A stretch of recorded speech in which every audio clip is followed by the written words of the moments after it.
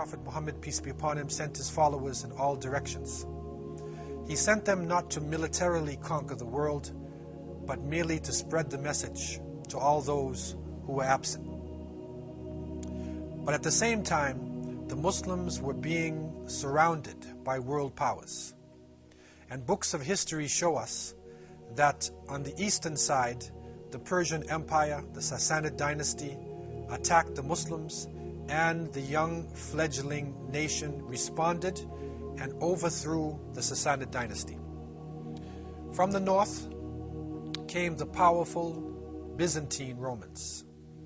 They attacked the Muslims from their northern borders, and the young Islamic state responded, and they were able to defeat the Roman Empire. Muslims were merely responding to the attack that had come to them from different angles. Islam was a religion of peace, but at the same time a religion of justice. And so therefore Muslims responded to defend themselves and also for the right to spread their message throughout this planet. It is reported in 642 AD that a small force of believers entered into Egypt under the leadership of Amr ibn al-As radiallahu an, and they were able to overthrow an unpopular Byzantine Roman leadership with popular support. The people of Egypt defended the Muslims and opened up the way for them everywhere they went. And from Egypt, they continued on to the west until it is reported that they even reached as far as the Atlantic Ocean. And one of the famous Sahaba named Uqba ibn Nafi' radiallahu an is reported to have reached the Atlantic and to say that if I knew there was land across you, I would take this message for Allah subhanahu wa ta'ala. Uqba established a base that they call Qayrawan. And this became a central point for the Muslims in the area of Tunis. It was a place where they were able to take in traffic coming from the east, to deal with the people of the west, to set up a port for the Mediterranean Sea, and also to get a view and an opening to the Sea of Sand to the south. By the year 705, Islam was spreading across this region, not based upon these military confrontations. What was happening was a natural relationship where, as a result of migration, people migrating after the conquests, also trade, and the wandering of scholars and mystics. Because of this, Islam was able to naturally spread, and people who were not Muslims were able to come in contact with the Arabic language and with the teachings of the Creator of the heavens and the earth. And so Arabic, in a sense, became a lingua franca. It became a common language spoken by non-Arabic speaking people and used as a language for commerce, for science, and for communications. In 711, it is reported that the leader of the Muslims in North Africa, Musa bin Nusayr radiallahu an, responded to a call that came from believers in one God, from Unitarian Christians who were living across the straits of the Mediterranean. They were living in what was known as the Iberian Peninsula. And so in responding to the Jews and to the Unitarian Christians, Musa bin Nusayr sent his leading general, Tariq ibn Ziyad rahimahullah, who went across the straits, who landed on a mountain, and they called it Jebel Tariq. And so Jebel Tariq is now today Gibraltar. He landed on this mountain, and with a small force of approximately 17,000 Muslims, he faced the army of the Visigoths.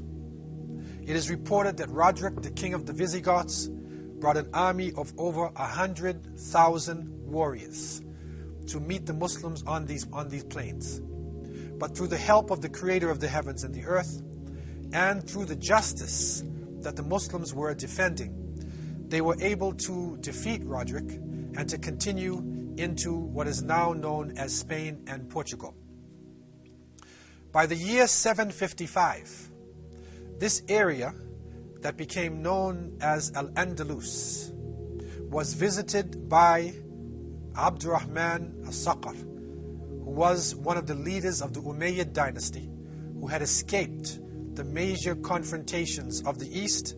He landed in Al-Andalus and he was chosen by the people to be Amir al-Mu'mineen. He established a city called Cordoba, and it was in this city that he established the capital of the State of Islam in Spain, Portugal, and all of that region. This area was known as a center point religiously and in terms of civilization. Cordoba had been a major base for the belief in Christianity. And it is reported that the Muslims purchased the land of the cathedral and they built a very beautiful masjid. That house of worship was considered to be the largest mosque or the largest house of worship in the whole of Europe at the time. Aqueducts were built in order to bring in water, and the city developed significantly till the point where by the year 1000, Cordoba was the largest city on earth. The water was flowing in the streets. The city became known for its fame and for its importance. Historians tell us that at its height, Cordoba had approximately 200,000 houses, 600 mosques, 900 public baths, 50 hospitals, and we find huge markets, and we find in some of the trade unions, for instance, with the weavers who were weaving cloth alone, there were over 15,000 weavers in Cordoba at that time alone.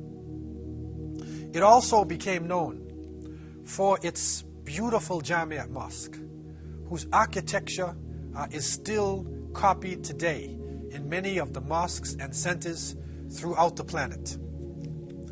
What was interesting about this city is that as Europe and many parts of the world lay in darkness, Cordoba was a lighted city. For 10 miles you could walk in any direction in lighted streets. Running water was moving throughout the city. And knowledge was so important that the Khalifa, the Caliph Hakam II, who ruled from 961 to 976, had a private library of over 400,000 books. The following is a letter from King George II of England to Hisham III, who ruled from 1027 to 1031. He was seeking permission for an English princess to study in Cordoba. The letter goes as follows. From George II, King of England, Gaul, Sweden, and Norway, to the Caliph of the Muslims of the Kingdom of Spain, His Majesty Hisham III. We have been advised that science, knowledge, technology, and industry are far advanced in your country. Therefore, we wish to take the opportunity for our youth to benefit from your achievements, as our country lacks in these facilities and is in total darkness. We hope this opportunity will give us the chance to follow in your footsteps to illuminate our people with knowledge. My niece, Princess Dobant, and a group of noble English girls seek the favor of your academic staff, with the honor of your favor to bestow upon us the opportunity to achieve our goal. The young princess is carrying a gift to your majesty. Your acceptance will honor us. Your obedient servant, George II. This is an example of the level and the heights that Muslims had reached in this part of the world. A recent study was done in the year 2000 on the occasion of the millennium, and it looked at the world in the year 1000 AD. It was interesting to note that there were only 280 million people on earth at that time. But what is astonishing about this period, from this study done by a leading magazine in the world, it showed the top 10 cities in the world. 1, Cordoba, the largest city on earth in the year 1000. 2, Kaifeng, in part of Sung, China. 3, Constantinople, in Byzantium. 4, Angkor, Cambodia. 5, Kyoto, Japan. But 6 was Cairo, in Fatimid, Egypt. 7, Baghdad. 8, Naysapur, in present-day Iran. 9, Al-Hassa, in present-day Arabia. And 10, Isfahan, in present-day Persia. So out of 10 leading cities, 6 of them were Islamic capitals. This showed the extent of Islamic power and authority in this time. Muslims were making great achievements and having a profound influence upon people throughout the planet, and people would send their children. They would go to the universities of Islam, not only in Andalus, but also in North Africa, in Qayrawan, in Cairo, in Baghdad, anywhere in the Muslim world to gain an education. They would treasure learning the Arabic language in the same way that people go to the great universities in London, in Paris, in the United States, in order to raise their academic level. And so Muslims played a powerful role in this planet, and these cities went down in history as some of the major areas of achievement. Cordoba, known as Cordoba, was the largest city on earth. In it were great scholars, technology, science, high culture, philosophy. It was the leader of the world in many different areas.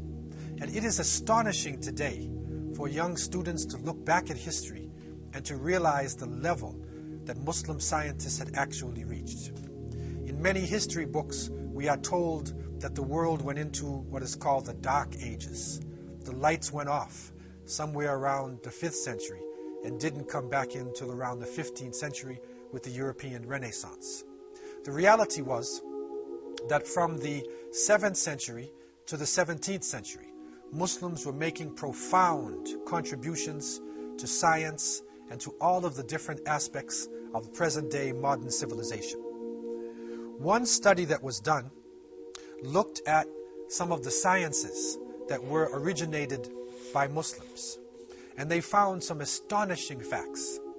From amongst these sciences were the following: algebra, which is an Arabic word, jabr; anesthesia; biology; botany; cardiology; cartography, map making; chemistry; dermatology; ecology; embryology; emergency medicine; ethnography; geography; geology; gynecology; horticulture; human physiology; internal medicine; medical ethics; metallurgy; mineralogy; modern science; modern medicine; modern arithmetic; obstetrics; optics; orthopedics; pathology; parasitology; pharmacology; preventive medicine; psychiatry; psychology; public health; pulmonary medicine; sociology; toxicology; trigonometry; urology; veterinary medicine, and zoology. It is astonishing when we go back and look at this, because we are seeing that the roots of these sciences have been cut off. We also find in a study that was done by historians that Muslims not only developed these sciences, but they also advanced others, like acoustics, agronomy, anatomy, astronomy, calculus, electrochemistry, engineering, genetics, geometry, geophysics, meteorology, physics, taxonomy, and zoology.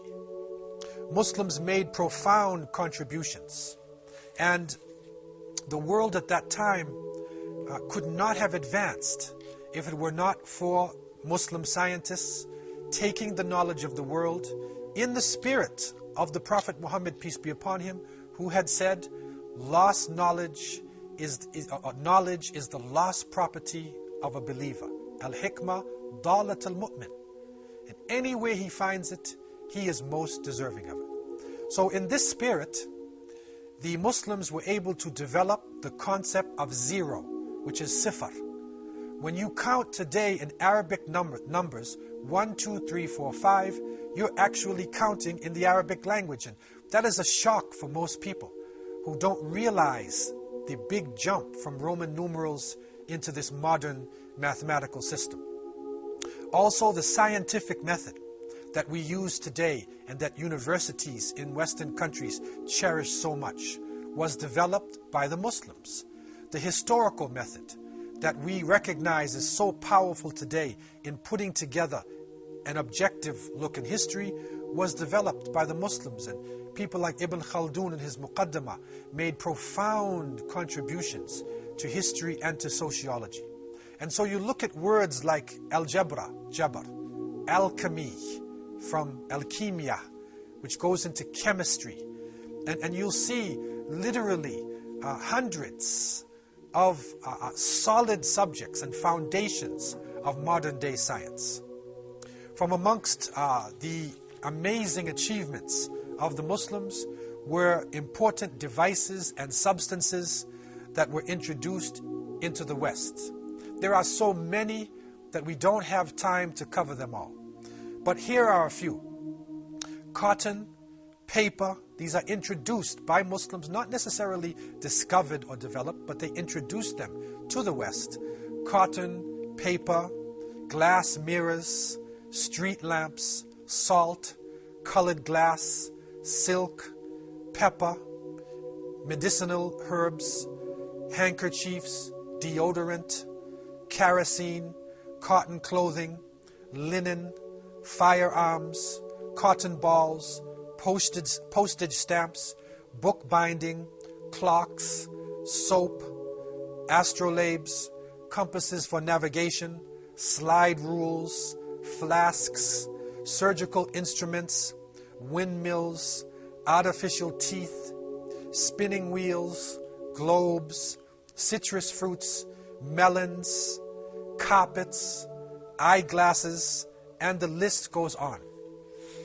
We even find things like porcelain, almanacs, encyclopedias, saddles for riding horses, sulfuric acid used in experiments.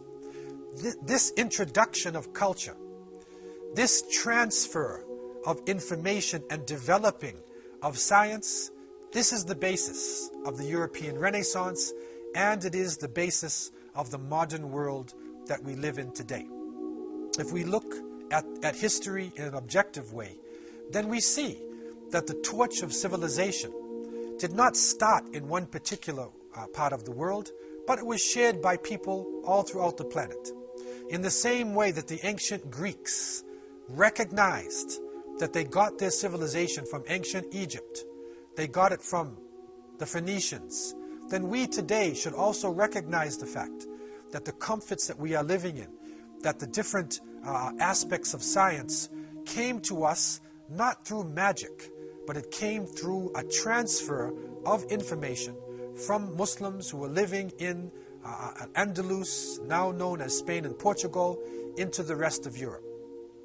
Cities such as Toledo, Seville, Granada, Cordoba, and in Valencia, and you can continue to list the powerful cities of learning, the universities They were beacons of light in the darkness of Europe at the time. After the fall of the Roman Empire, scientists and people of learning were being tortured by religious people. And so therefore, what Islam introduced is a new relationship with science, that a person who believes in one God should actually be more religious than somebody who doesn't believe in God. Because the multiplicity of creation, the beautiful names of creatures, the colors, the complexity within the universe is only testimony to the presence of a creator of the heavens and the earth. And so the Muslims, with this Tawhidic understanding, this unity, bringing together the belief in one God, bringing together the understanding that human beings are all part of one family, with respect for knowledge, whether it came from the Arab world or whether it came from Africa, Asia, Europe, they were able to come together and to give Europe and the rest of the world the boost that it needed to come out of the dark ages, to come out of their problems and into the modern world. And so, with this thought, we need to review our understanding of science. We need to appreciate that the Arabic language and Muslims living in Spain and Portugal, known as Andalus, Muslims living in Baghdad in Iraq, living in Cairo in Egypt, living in India, living in Africa, living all over the Muslim world, were literally the torch bearers of civilization. They were the ones who even preserved the philosophies of Aristotle and Socrates. They were the ones who were able to preserve the knowledge of the past and put it in such a form that people could use it in the modern world. It is said that Al-Kashani had a computer in the 15th century. And so the basis of the computer age, binary numbers, the concept of zero, this was developed by Muslims.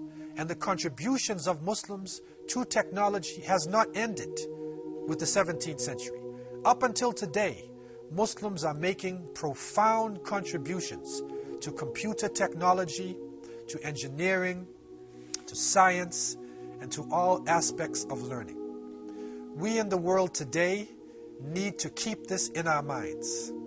We need to be able to unravel history, to go into those areas called dark areas and pull out the light.